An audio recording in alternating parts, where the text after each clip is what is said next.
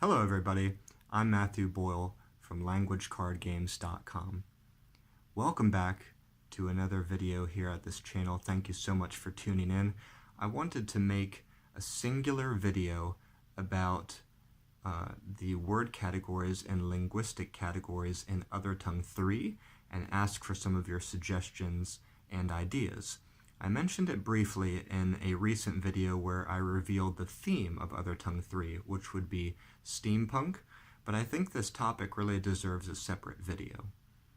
So Othertongue is a game that asks players to speak in their foreign language of choice, in their target language, categories that belong, simple categories like animals and vehicles and cities, categories like that, but it also asks them to speak words that belong to certain linguistic categories, like minimal pairs or homophones, or maybe like opposites, calques, loanwords, things like this.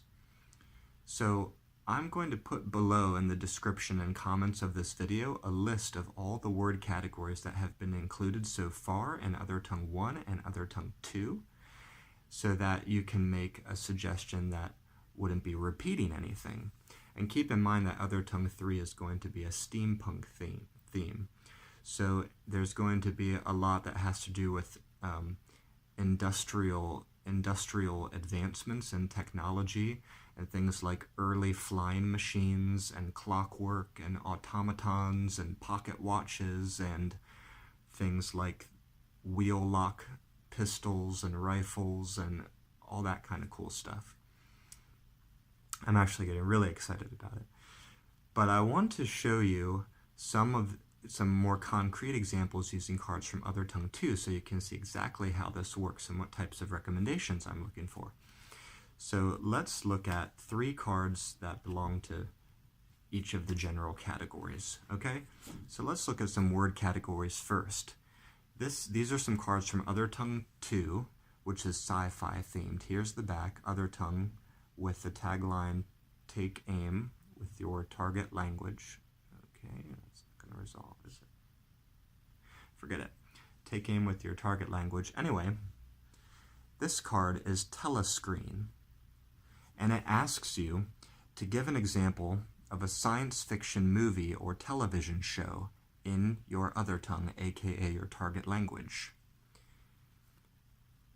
This card is a sort of monstrous, flame-spouting robot, and it says to give an example of a weapon in your target language in order to discard some cards that are out on the table.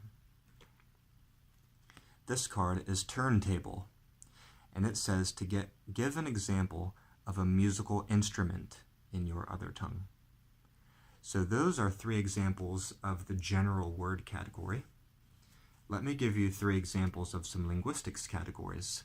This is the hologram card, and it asks you to give an example of an oronym. This is the skywalk location, and it asks you to give an example of kinship terms in your Othertongue.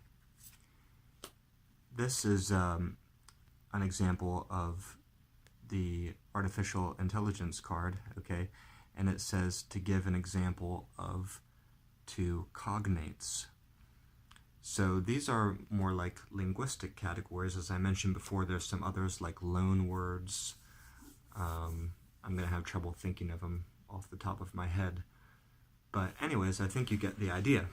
So if you could think of anything that you would like to see in Othertongue 3, which is going to be steampunk themed, then just let me know in the comments section. I love to chat about ideas and suggestions with people.